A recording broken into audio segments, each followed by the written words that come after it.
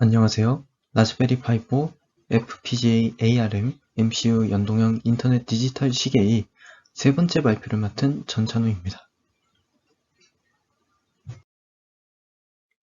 이번 세 번째 발표는 타임 쉐줄을 말씀드리고 그 다음에 이론적인 측면들을 강조하는 Theoretical Aspects 부분을 진학할 것이고, 또 제가 어떻게 했는지 임플멘테이션 보여드리고, 회로도도 보여드려야죠. 서킷 다이어그램 보여드리고, 제가 할 일이 어떤 것인지에 대해서 투두에서 언급하도록 하겠습니다. 프로젝트를 시작하고 6주가량이 지났는데 조금 더 일이 빨리 진행된 편입니다. 특히 여기 납땜을 하는 부분은 원래는 7에서 9주차쯤에 해야 되는데 조금 더 빨리 진행이 됐습니다. 회로도가 다 만들어졌고, 제가 납땜을 하는데 두세 시간, 길면 하루 정도 걸려서 끝나기 때문에 납땜을 빨리 진행을 했고, 그래서 이 부분은 예정보다 조금 더 빨리 진행이 됐습니다. 그렇기 때문에 회로 전체에 대한 확인도 조금 더 빨리 진행이 됩니다. 하지만 빨리 만든 만큼 제가 잘 점검을 해서 문제없이 사용할 수 있도록 해야겠죠.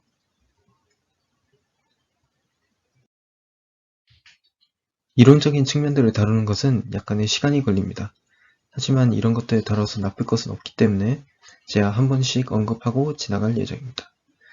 일단은 BTS와 비베이도라고 되어 있는데, 자일링스의 FPGA 프로덕트 제품들을 가지고 개발을 할 때 쓰는 겁니다. 통합개발 환경이라고 하죠. IDE라고 합니다. 얘는 예전에는 이제 ISE라고 불렸는데, ISE와 다른 점은 일단 최신 기술이고, ISE는 지금 지원이 되지 않습니다. 지원이 되지 않는다는 얘기는 이제 더 이상 개발사인 자일링스에서 이 프로그램에 대해서 어떤 업데이트나 보장도 해주지 않는다는 뜻입니다. 기본적으로 제가 사용하는 시모드 A7에 장착되어 있는 아틱7은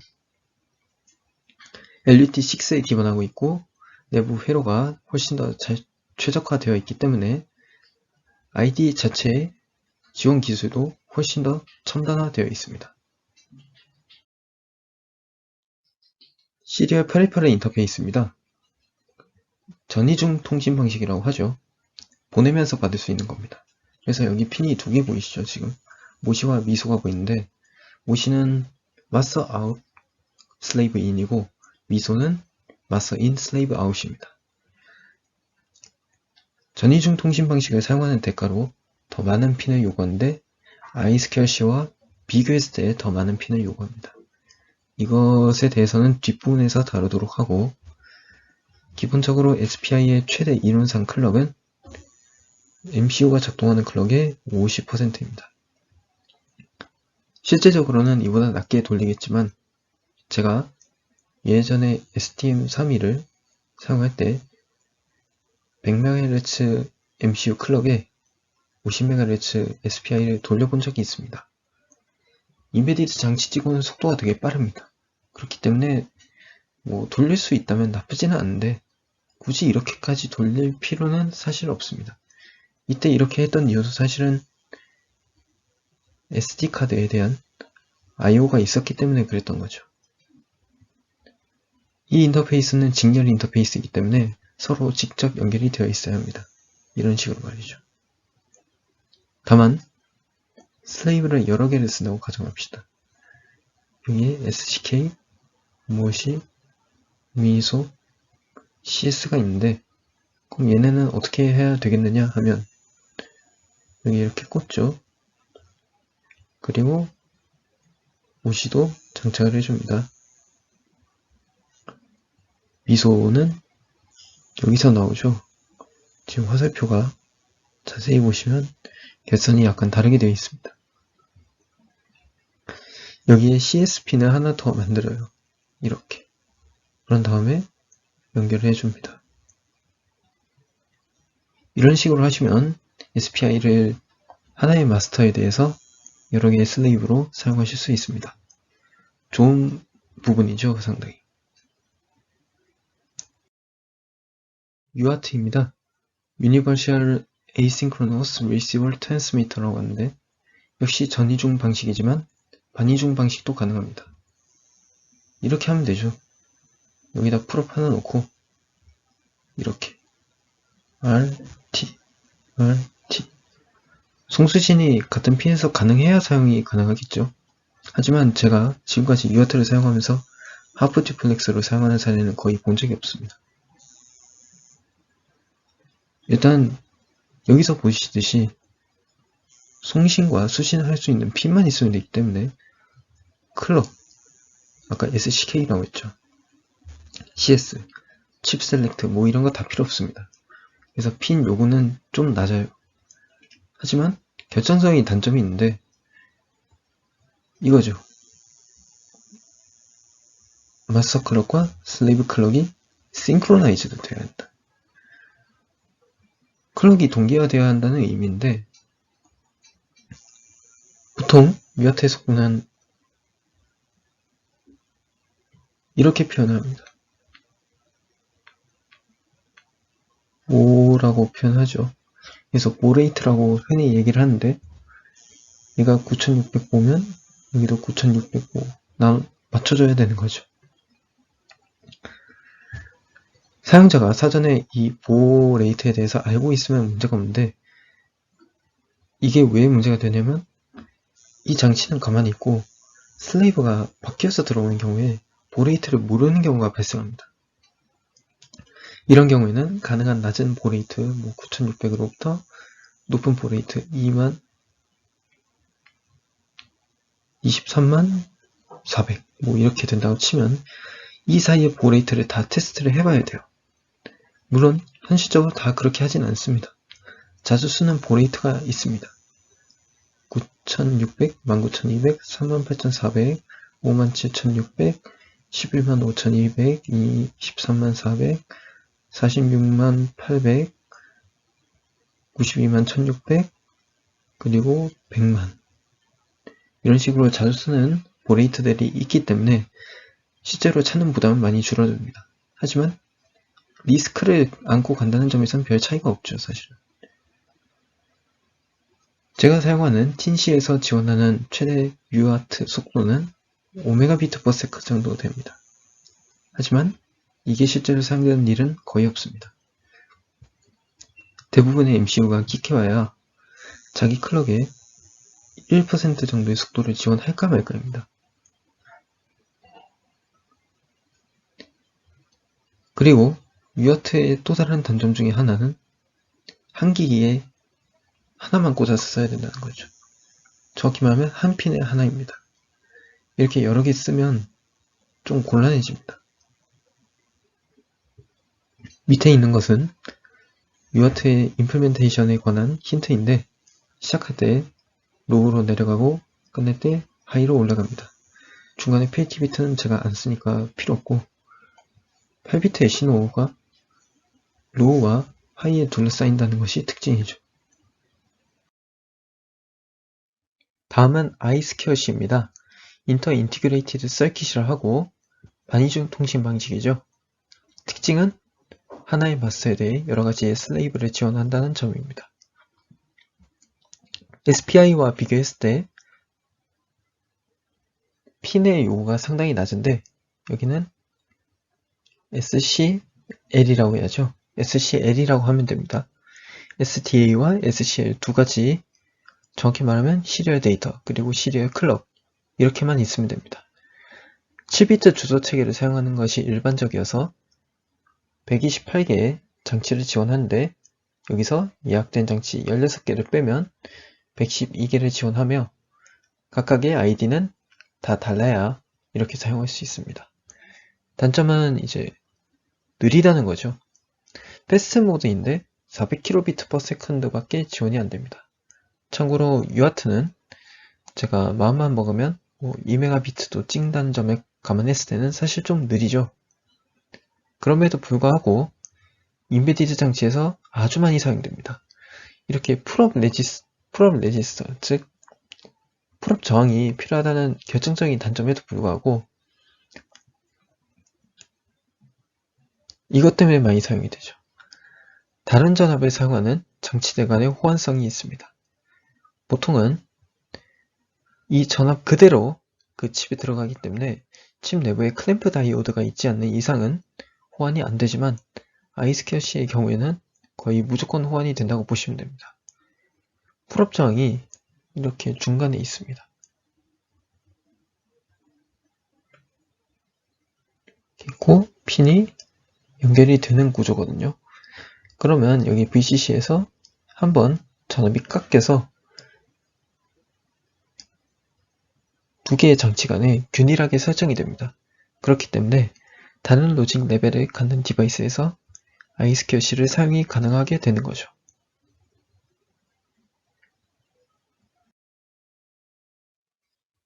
리얼타임 클럭입니다. 제가 사용하는 데스크톱 컴퓨터, 그리고 녹화를 진행하고 있는 노트북, 그리고 제가 사용하는 휴대폰 어디에도 다 있습니다. 없는 데는 이제 가격 절감을 위해서 빼는 케이스가 있죠. 보통은 32.768kHz 수정 진동자의 진동을 감지해서 동작을 합니다. 물론 내부에 있는 레지스터, 이제 값을 저장하는 저장소와 그리고 이 클럭을 재는 회로도 아주 초저전력으로 동작합니다. 보통은 리튬 배터리를 사용을 하는데 저의 경우에는 슈퍼캡을 사용합니다. 여기는 레퍼런스 매뉴얼에서 가져온 테이블인데 보시면 이 가운데 32개 비트의 RTC 클럭이 저장이 됩니다. 그리고 하위 15비트는 32.768kHz의 진동을 재는데 사용이 되죠. 상위의 17비트는 사용하지 않습니다. 이런 것들은 레퍼런스 매뉴얼, 제가 말씀드리는 여기에서 참고를 하시면 됩니다. 실제로 어떤 MCU를 사용하려면 레퍼런스 매뉴얼이 꼭 있어야만 하는데 각 개발사에 가서 보통 회원가입 정도 하면 줍니다. 뭐 돈 따로 안 내도 돼요, 웬만하면. 다만 양이 뭐 한 수천 쪽 정도 됩니다. 그렇기 때문에 좀 오랜 시간을 보고 살필 필요는 있겠죠. 이번엔 간단한 회로 조각들입니다. 여기 슈미트 트리거 RC 서킷이 나와 있는데 기본적으로 사용하던 RC 서킷에 슈미트 트리거가 하나 붙어 있는 거죠. 그것도 심지어 인버터입니다.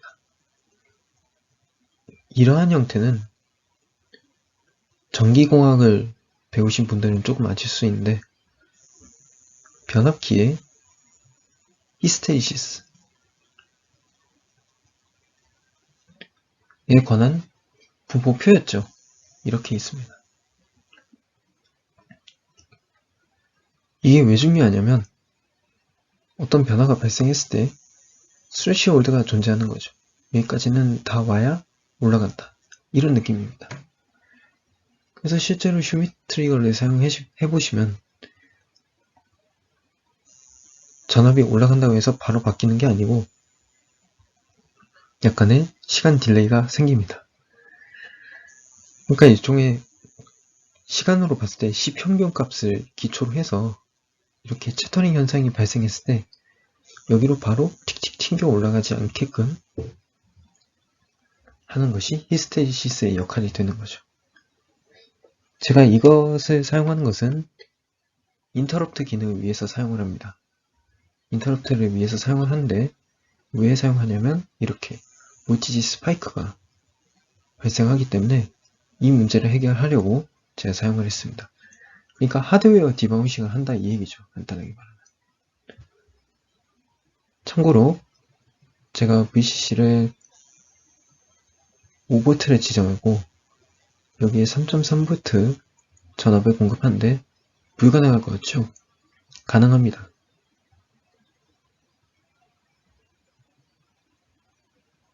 여기를 보시면 클램프 다이오드가 보이죠? 여기에 5V가 들어왔다 칩시다. 그러면 여기 20kg 해봐야 어차피 여기 1메가보다 훨씬 작거든요. 5V가 들어와도 여기서 지금 흐를 수 있는 전류가 상당히 한정되어 있죠. 20kg로 이미 전류가 상당히 제한되고 나면 여기에 3.3으로 가봐야 어차피 너무 작은 전류가 가게 됩니다. 그래서 이 클램프 다이오드가 보통 한 10에서 20mA 정도를 버틸 수 있는데, 뭐, 3발의 피인 거죠. 이 정도 사실 전류는. 그렇기 때문에 사용에 전혀 지장이 없습니다. 물론 이 클램프 다이오드가 모두에게 존재하진 않지만 적어도 슈미트 트리거에 대해선 확실히 존재합니다.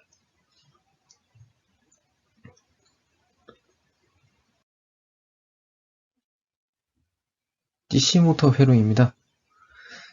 DC 모터를 동작시키는 데 사용하는 것인데, 모터 있죠? 모터 제가 인덕터라고 표시했습니다. 실제로 모터는 인덕터예요. 그리고 밑에 엠모스가 보이는데, 사실은 원래는 모터를 가동할 때는 IC를 사용하는 게 좋습니다. 모터 드라이버라고 있습니다. 하지만 저는 가격을 낮추고 싶고 IC가 크거든요. DIP를 사용하면 이게 패키지가 되게 크기 때문에 가격이 많이 높진 않지만 공간을 정말 많이 차지합니다.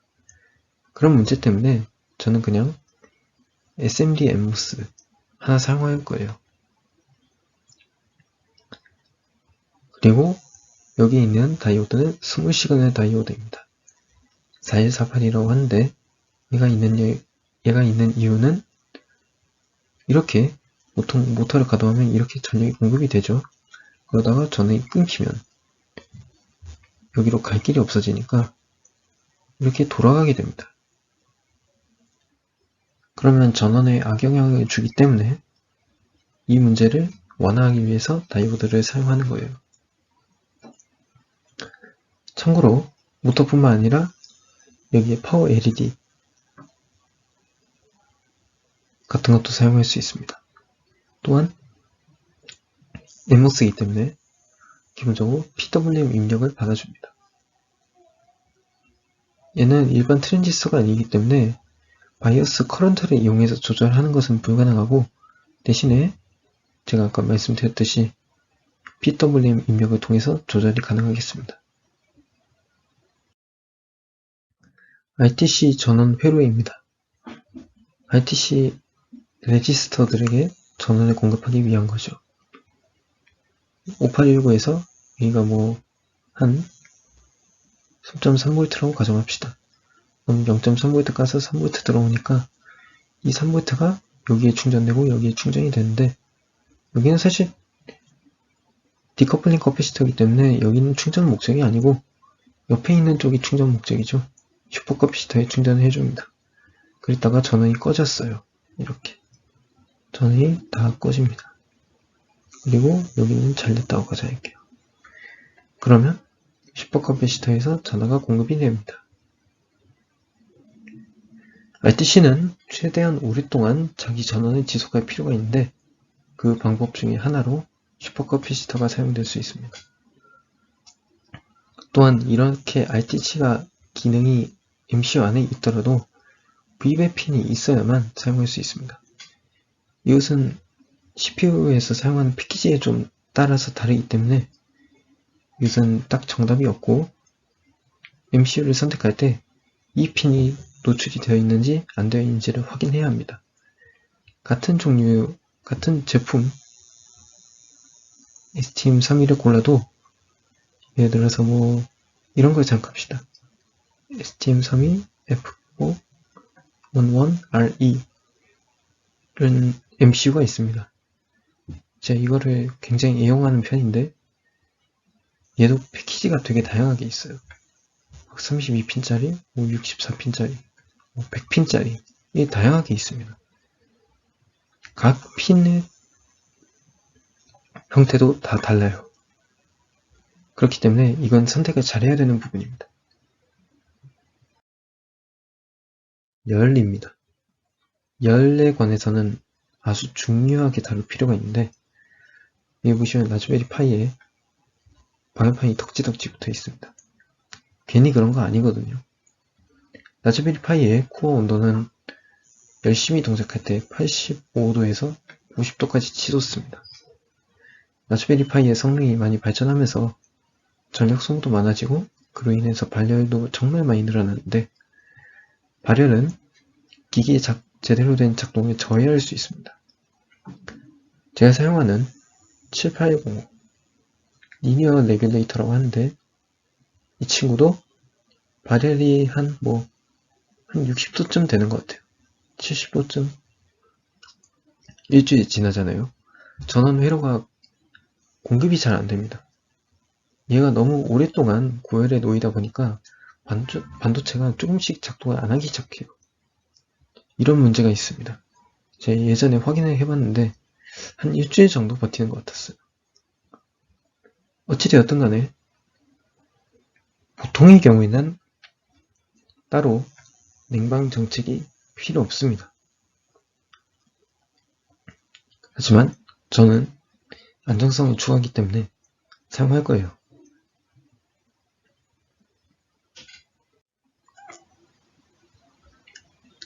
여기 보시면 식이 나와 있습니다. BI는 VI-VO 곱하기 IOUT 이라고 되어 있는데 여기는 그러면 5V죠. 4V 곱하기 500mA 2W입니다. 500mA에 해당하는 출력 전류가 9V 입력을 받아서 5V를 방출해주는 레귤레이터 패킷이 하나에서 발생할 수 있는 열이 2W에 달한다는 겁니다. 엄청난 부담이죠. 보통 칩들은 최대의 파워 디시페이션 스펙을 갖고 있습니다. 그 스펙을 훌쩍 뛰어넘게 되잖아요. 그럼 칩이 나가버립니다. 그래서 발열 관리를 잘 해줘야 돼요.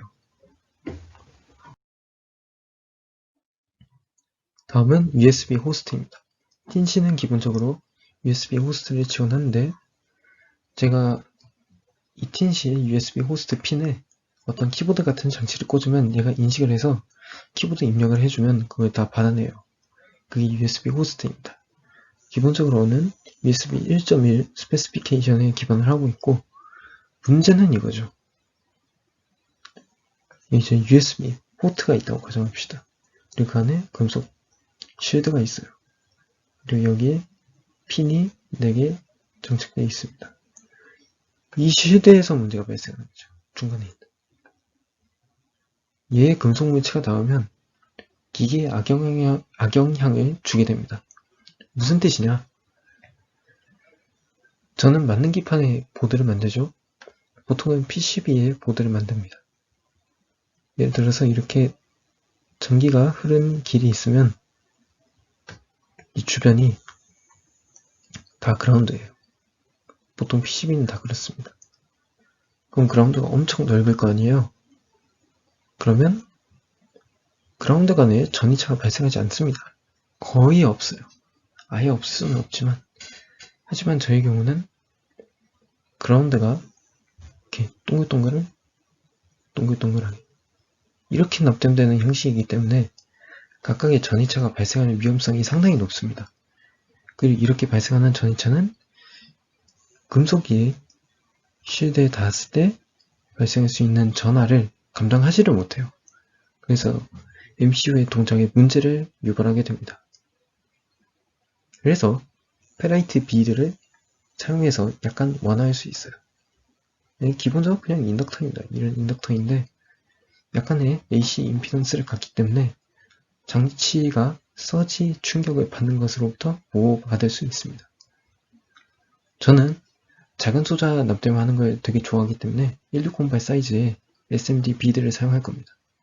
이게 어떻게 사용하냐면 여기 그라운드 하나 있잖아요. 그런 다음에 여기 직접 연결해서 비드를 사용한 다음에 그라운드로 보내는 겁니다. 이렇게 하면 이 충격파 전류에 의해서 그라운드 전이가 확 뛰는 것을 어느 정도 해결해 줄 수 있어요. RTOS입니다. 리얼타임 오퍼레이팅 시스템이라고 하고 보통 이 RTOS는 인베디드 시스템에서 흔히 사용합니다. 코어텍스 M 코어 치고는 상당히 고성능인 600MHz를 갖고 있기 때문에 사용했고요. RTOS의 기본적인 멀티태스킹 전략은 프리임프티브 멀티태스킹이라 해서 이렇게 합니다. 시간이 있으면 그 시간에 짧은 작업들을 나눠서 해요. 물론 이 작업을 분배하는 것은 개발자의 몫이고, 만약에 한 작업이 너무 길어지면 뒤에 작업도 계속 지체가 됩니다. 이렇게. 저는 GitHub에 자유롭게 사용할 수 있도록 올라와 있는 CHRT를 사용할 예정입니다. 제가 실제로 만들던 부분입니다. 여기 보시면 뭔가가 있는데 Shift 레지스터를 제가 사용하려고 했던 흔적입니다. 74HC595라고 하죠. 하지만 얘의 활용예를 제대로 찾을 수가 없어서 뺐습니다. 키패드를 만들던 부분인데 이 디커플링 커패시터리 여러 보이죠?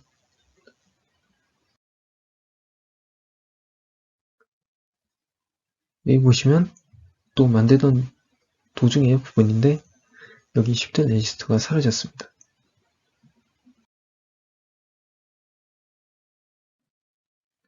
이렇게 보이는 거죠. 여기에 슈미트 트리거 회로들이 보이고 있습니다. 지금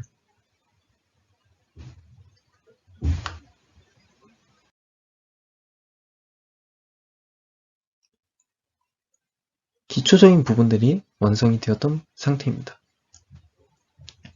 말 그대로 아틱 그리고 MCU, ESP8266이 각각 동작할 수 있는 최소한의 여건을 확보해 놓은 상태입니다. 이 화면에 떠 있는 것은 보드 테스트를 하는 건데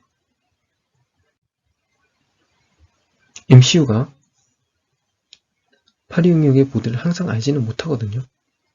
서로 통신을 해서 9600부터 쭉 해서 200만 보드까지 시도를 해봅니다. 그래서 그 중에서 통신이 되는 보드가 딱 하나는 생길 거 아니에요, 어차피. 그러면 그 보드를 사용하게 되는 거예요. 제가 이거를 한계선으로 제시한 이유는 제가 실제로 이 보드를 사용하기 때문입니다. 이 보레이트를 사용하면 아주 빠르게 통신할 수 있습니다.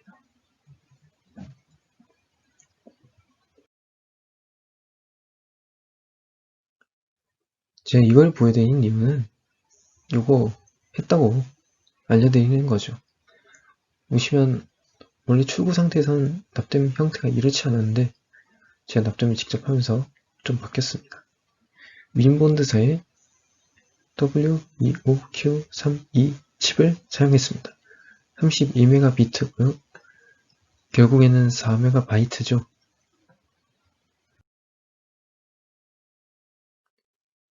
완성된 형태입니다. 키패드까지 다 끼워놨습니다. 여기 보시면 히트싱크가 보이죠? 여기도 보입니다.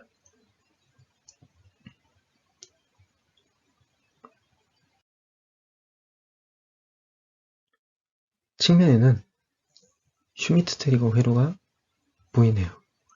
사실 여기 하나 더 있습니다. 그리고 위에 있는 몇 개의 점퍼선들은 FPGA와 MCU 간의 통신을 위해서 상정한 부분들입니다.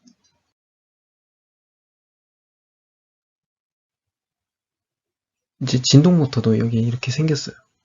진동 모터도 있습니다. 그리고 그에 상응하는 여러가지 회로들이 놓여있죠. 보시면 다이오드 보이죠?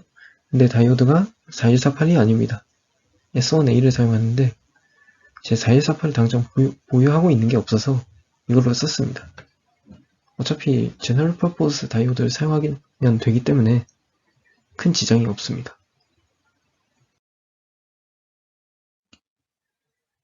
이것은 FSM 다이어그램인데 뭐 그냥 간단하게 보시면 됩니다.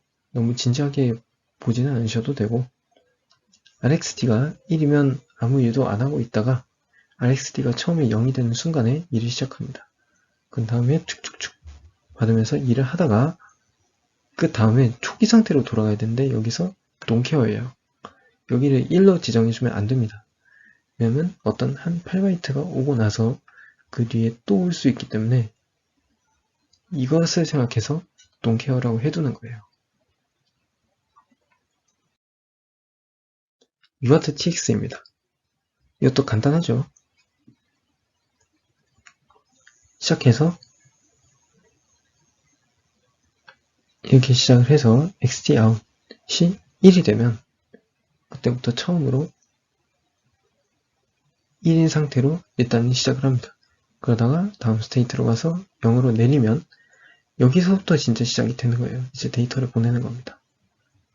그런 다음에 여기서 빙글빙글 돌아가면서 보내다가 8비트를 보낸 게 감지가 되면 원래대로 돌아갑니다.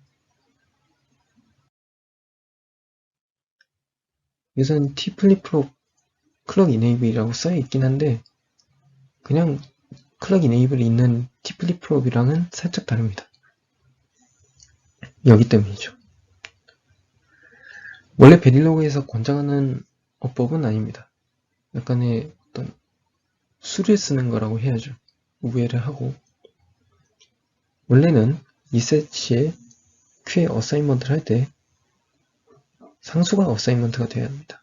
근데 지금 보시면 조건문에 의한 어사인먼트가 되어 있죠. 좋은 방법이라고 할 수는 없지만 저는 임플멘테이션을 더 중시하기 때문에 이렇게 하였습니다. 밑줄도 똑같죠? 또 조건에 의해서 동작을 합니다. 나머지 부분은 뭐 크게 특이한 것은 없습니다. 디바운스 플립플롭입니다. 이것은 다른 사이트에서 제가 회로들을 보고 베릴로그로 임플멘테이션 한 것인데 이렇게 두 개의 플립플롭을 거쳐서 나오죠. 그냥 이것만 쓰는 게 아니라 다른 부분에서 나온 것을 가지고 AND를 해서 씁니다. 이건 정확히 말하면 여기 보시면 버튼 아웃에 부정이라고 되어 있죠. 그래서 그냥 쓰면 안 되고 부정하는 회로를 갖고 와서 써야 됩니다.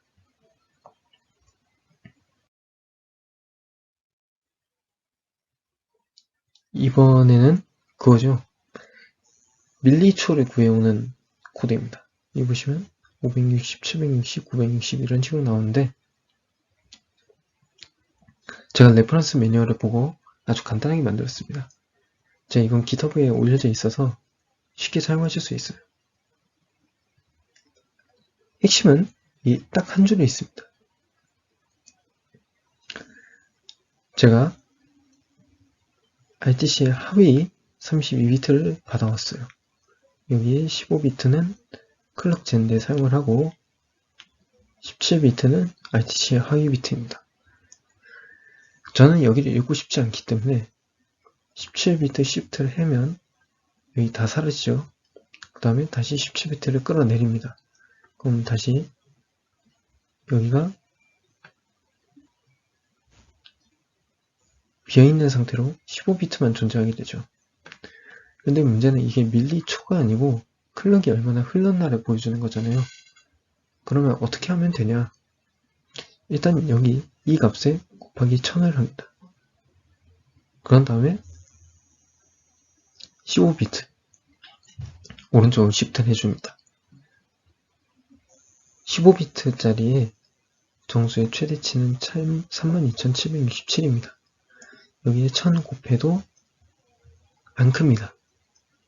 한 뭐 3276만 7000 정도 될 텐데 안 크죠. 32비트의 MCU가 이런 숫자를 표현하기에는 부족함이 없습니다. 그렇기 때문에 이렇게 할 수 있는 거예요. 그런 다음에 여기서 Shift를 하면 얘네는 다 사라지고 1000 단위의 숫자만 남게 되는 거죠.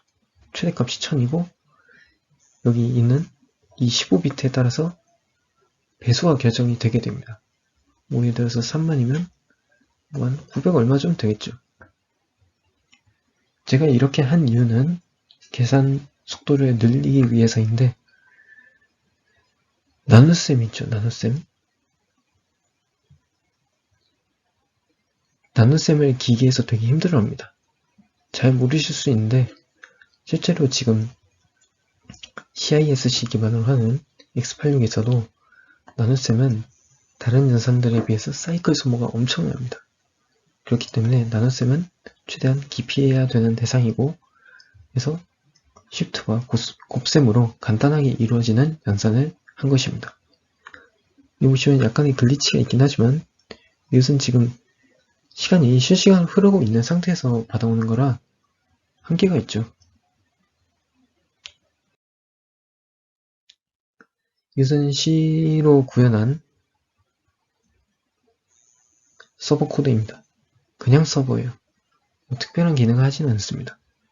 그리고 정확히 말하면 C++보다는 C에 가깝죠. 보시면 전형적으로 C에서 사용하는 함수들입니다. 뭐 이런 것들. 하지만 뭐 크게 문제가 되지는 않습니다. 어차피 C++라는 것은 C에 OOP의 특성이 붙은 것일 뿐이죠. Object Oriented Programming, 객체지향 프로그래밍의 개념이 붙은 것이기 때문에 근본적으로 큰 차이를 보이지는 않습니다. 회로도입니다. 약간 조금 시간이 걸렸었는데 뭐 그냥 간단하게 보시면 됩니다. 제가 이전에 코드 스니펫 등에서 다 언급을 했기 때문에 겨우 회로도는 제가 그걸 갖고 실행에 옮기는 것에 불과하죠. 여기 DC 배열잭이 있다는 것은 참고하시면 됩니다. 그리고 이 버저 하나 있고요. 제 FTDI를 여기 그려놨는데 이렇게 다 합쳐놨죠. FTDI의 여기에서의 기능은 기기들에서 나오는 유아트 출력을 빼는 기능입니다.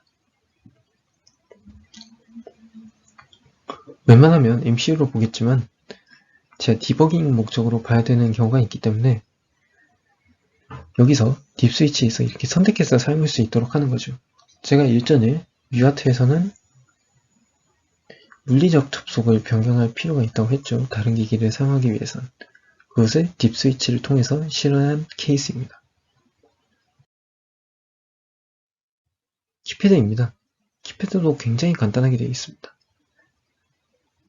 그냥 거의 다 패턴 형태로 이렇게 비슷비슷한 회로가 계속 보이죠. 여기에는 LED가 3개인데 자세히 보시면 제가 사용하는 LED에 핀이 이렇게 3개 있습니다. 그래서 3개가 됐어요. 여기 다 묶어주고 여기 다 묶어주고 이렇게 작동을 시킵니다. 여기에서도 제가 똑같이 BSS 138을 사용했죠. 참고로 여기는 저항이 없는데 제가 그냥 안 넣었습니다. 어차피 이렇게 해도 작동되거든요. 시계회로입니다. 사실 여기가 본 라운드죠. 난도도 그리는 난도가 좀 더 높습니다. 보시면 굉장히 복잡하게 얽혀있는데 핀 개수가 사실 그렇게 많지도 않음에도 불구하고 정말 복잡하게 회로가 그려집니다. 여기는 전형적인 전원 회로고 그리고 여기 2803 하나 보입니다. 여기 오실레이터 하나 보이고 이렇게 모터 하나 보이는데 여기 보시면 디커플링 커패시터가 여기에도 다 달려 있습니다. 회로가 이상 동작하는 것을 방지하기 위한 커패시터예요. 주로 이렇게 설치를 합니다. 칩이 있으면 여기 VCC 그라운드라고 할 때 여기 사이에 이렇게 최대한 기에 가깝게 설치해 줍니다. 그리고 값은 0.1 마이크로 페럿으로 하는 편이죠.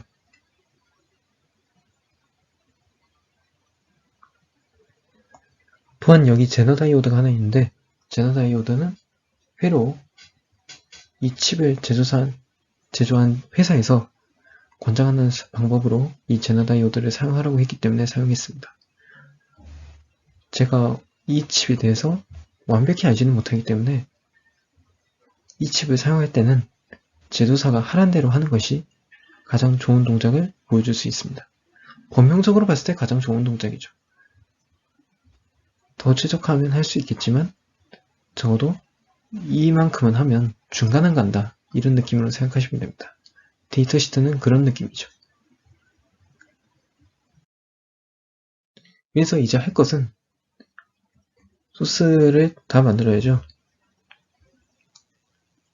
다 만들고 타임 서버를 만들어야 됩니다. 제가 아까 만든 거는 그냥 UDP 서버죠. 단순한. 그리고 하드웨어, 소프트웨어의 안정성을 향상시킬 필요가 있겠습니다. 이상으로 여기서 마치겠습니다. 감사합니다.